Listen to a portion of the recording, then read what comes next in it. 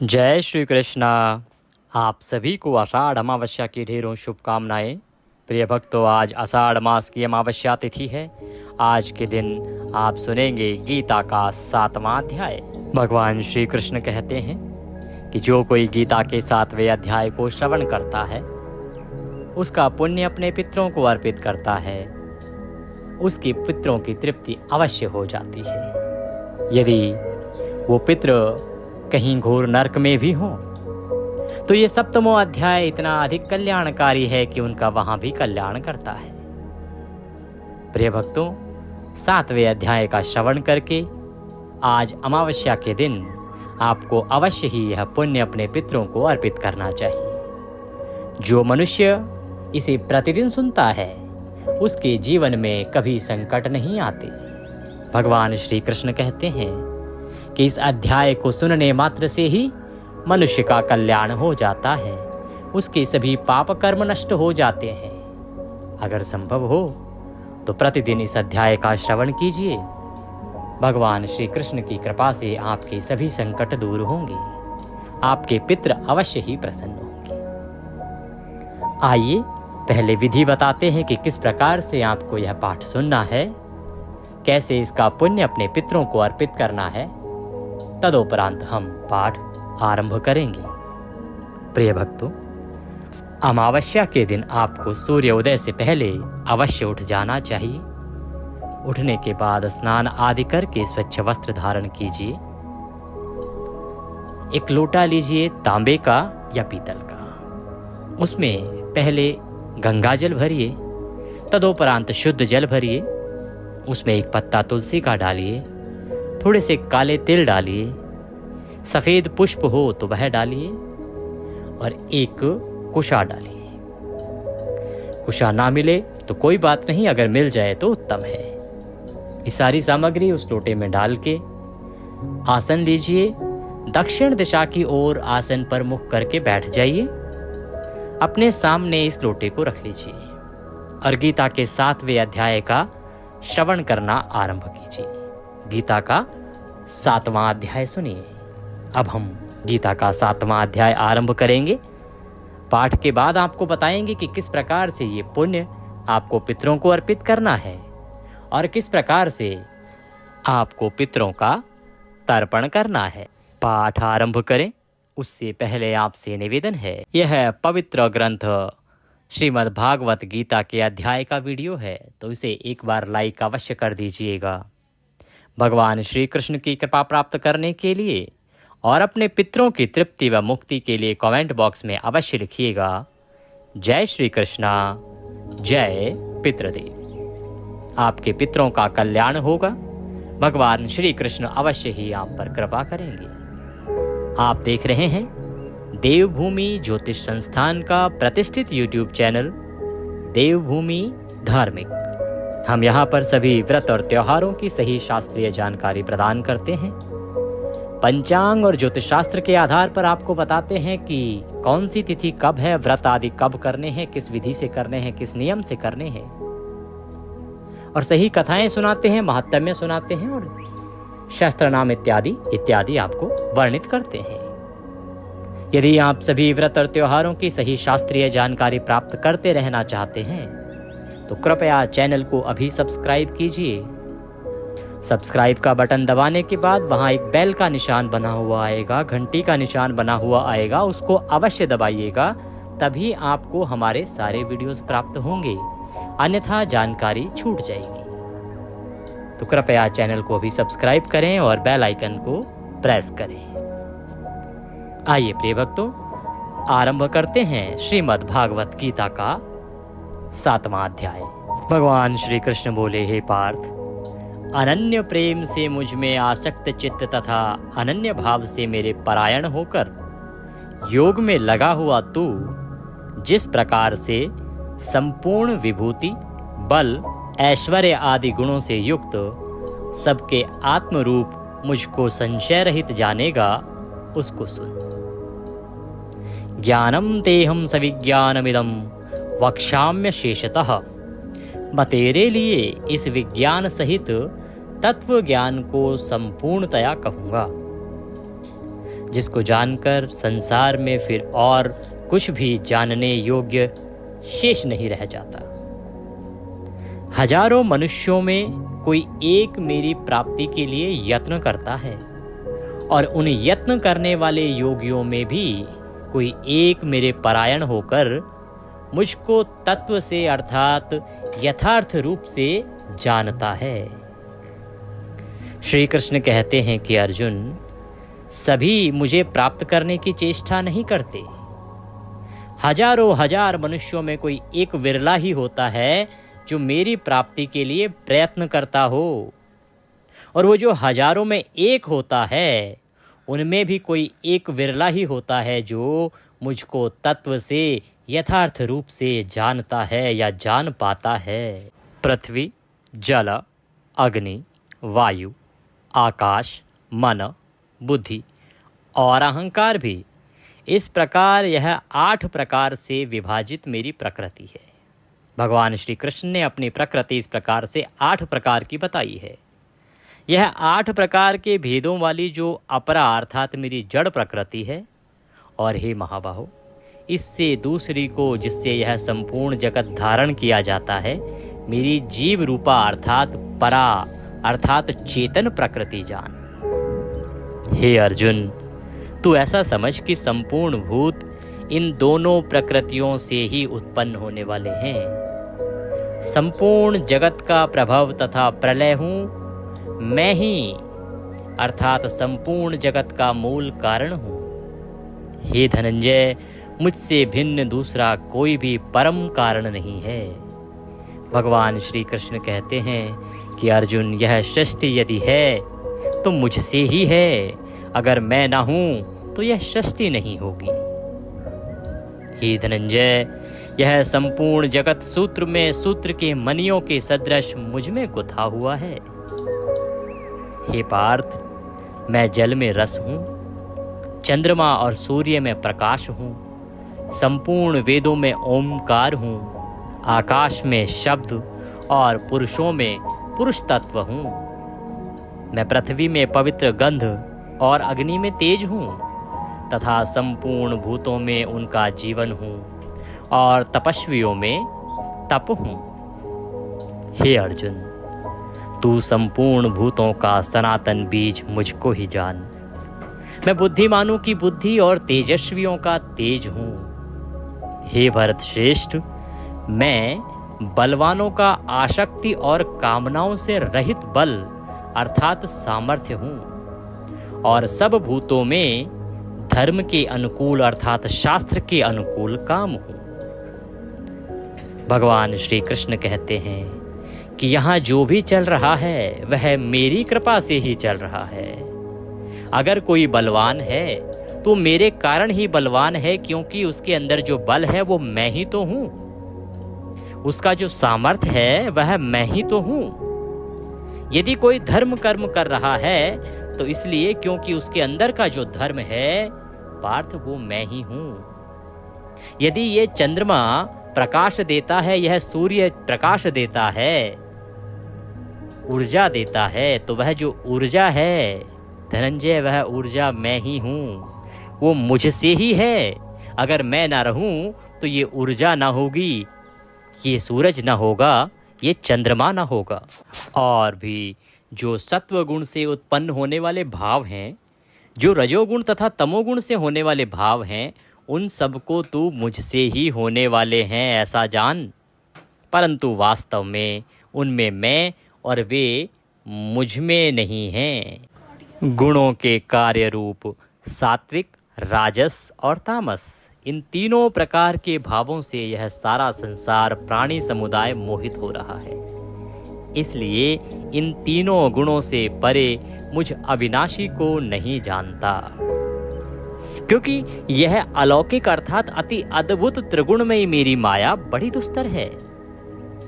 परंतु जो पुरुष केवल मुझको ही निरंतर भजते हैं, वे इस माया को उल्लंघन कर जाते हैं अर्थात संसार से तर जाते हैं। माया के द्वारा जिनका ज्ञान हरा जा चुका है, ऐसे आसुर स्वभाव को धारण किए हुए मनुष्यों में नीच दूषित कर्म करने वाले मूढ़ लोग मुझको नहीं भजते।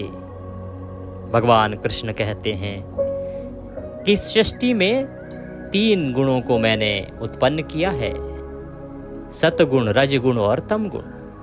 ये तीनों मेरी माया के ही प्रभाव हैं और इन्हीं के प्रभाव से यह सृष्टि चलती है, इस सृष्टि के मनुष्य चलते हैं, परंतु इनका प्रभाव मेरे ऊपर नहीं है। मैं इनसे परे हूं, सर्वथा परे हूं, मेरे अंदर ये नहीं व्याप्त हैं। ये 3 गुण ही हैं जिनके कारण लोग मुझे नहीं पहचानते, यह मनुष्य मुझे नहीं भजता, क्योंकि ये मेरी माया के प्रभाव से मोहित हो रहा है और मेरी माया के प्रभाव से मोहित होकर इस सृष्टि के मोह में फंसा हुआ है।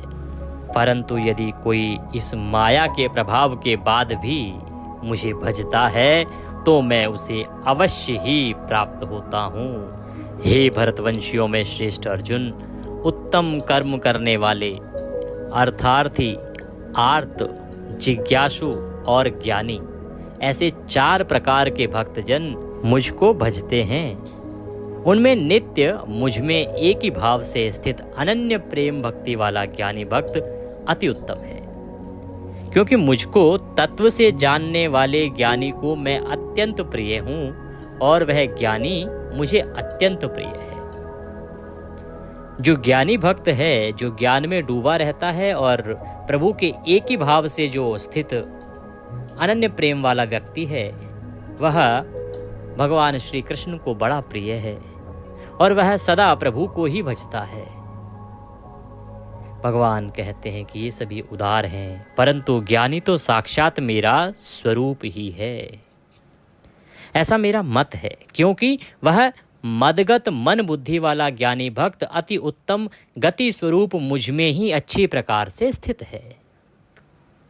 भगवान कहते हैं कि जो ज्ञानी पुरुष है वो किसी प्रकार के मद में नहीं आता, किसी प्रकार के प्रभाव में नहीं आता, किसी प्रकार के लालच में नहीं आता और किसी प्रकार के माया के प्रभाव में नहीं आता।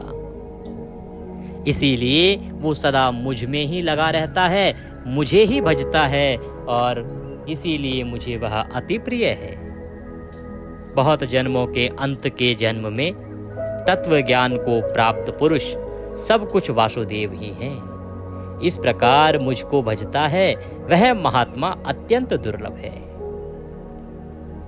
भगवान कृष्ण कहते हैं कि ऐसे महात्मा मिलेंगे ही नहीं जो तत्व ज्ञान को प्राप्त पुरुष सब कुछ वासुदेव ही हैं इस प्रकार से भजते हो। ऐसे व्यक्ति, ऐसे मनुष्य पृथ्वी पर बड़े ढूंढने से मिलेंगे जो ये समझते हो कि सब कुछ मेरे वासुदेव ही हैं।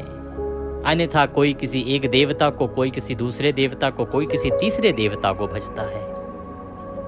उन भोगों की कामना द्वारा जिनका ज्ञान हरा जा चुका है, वे लोग अपने स्वभाव से प्रेरित होकर उस नियम को धारण करके अन्य देवताओं को भजते हैं, अर्थात पूजते हैं।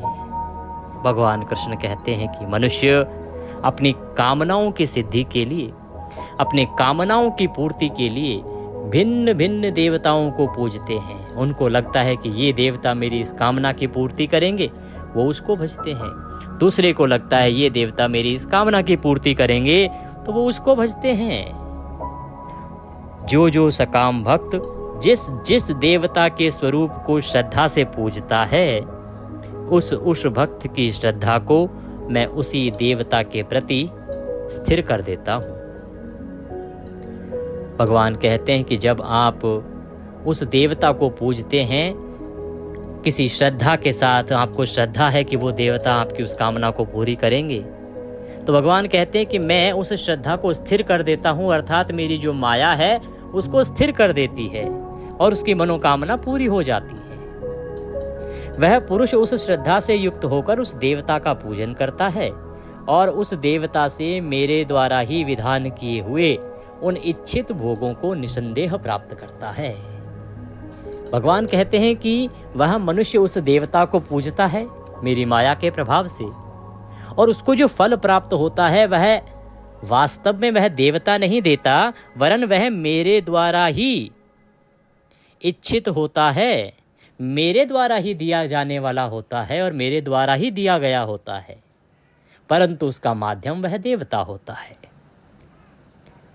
परंतु उन अल्प बुद्धि वालों का वह फल नाशवान है तथा वे देवताओं को पूजने वाले देवताओं को प्राप्त होते हैं, और मेरे भक्त चाहे जैसे ही भजें, अंत में वे मुझको ही प्राप्त होते हैं। भगवान कहते हैं कि ये जो भक्त हैं जो भिन्न भिन्न रूपों में भजते हैं, ये अल्प बुद्धि वाले हैं। इनको जो फल प्राप्त होता है वह नाशवान है, इसका नाश हो जाता है, इससे मुक्ति प्राप्त नहीं होती। परंतु जो मेरे भक्त हैं, जो मुझे भजते हैं, वो सदा मुझे प्राप्त करते हैं, मेरे परम धाम को प्राप्त करते हैं। बुद्धिहीन पुरुष मेरे अनुत्तम अविनाशी परम भाव को ना जानते हुए मन इंद्रियों से परे मुझ सच्चिदानंदन घन परमात्मा को मनुष्यों की भांति जन्म कर व्यक्ति भाव को प्राप्त हुआ मानते हैं। अपनी योग माया से छिपा हुआ मैं सबके प्रत्यक्ष नहीं होता, इसलिए यह अज्ञानी जन समुदाय मुझ जन्म रहित अविनाशी परमेश्वर को नहीं जानता, अर्थात मुझको जन्मने और मरने वाला समझता है। हे अर्जुन, पूर्व में व्यतीत हुए और वर्तमान में स्थित तथा आगे होने वाले सब भूतों को मैं जानता हूँ, परंतु मुझको कोई भी श्रद्धा भक्ति रहित पुरुष नहीं जानता। हे भरतवंशी अर्जुन, संसार में इच्छा और द्वेष से उत्पन्न सुख दुख द्वंद्व मोह से संपूर्ण प्राणी अत्यंत अज्ञानता को प्राप्त हो रहे हैं, परंतु निष्काम भाव से श्रेष्ठ कर्मों का आचरण करने वाले जिन पुरुषों का पाप नष्ट हो गया है, वे राग द्वेष जनित द्वंद्व रूप मोह से मुक्त दृढ़ निश्चयी भक्त मुझको सब प्रकार से भजते हैं। जो मेरे शरण होकर जरा और मरण से छूटने के लिए यत्न करते हैं, वे पुरुष उस ब्रह्म को, संपूर्ण आध्यात्म को, संपूर्ण कर्म को जानते हैं। जो पुरुष अधिभूत और अधिदैव के सहित तथा अधियज्ञ के सहित सबका आत्मरूप मुझे अंत काल में भी जानते हैं, वे युक्त चित्त वाले पुरुष मुझे जानते हैं, अर्थात प्राप्त हो जाते हैं।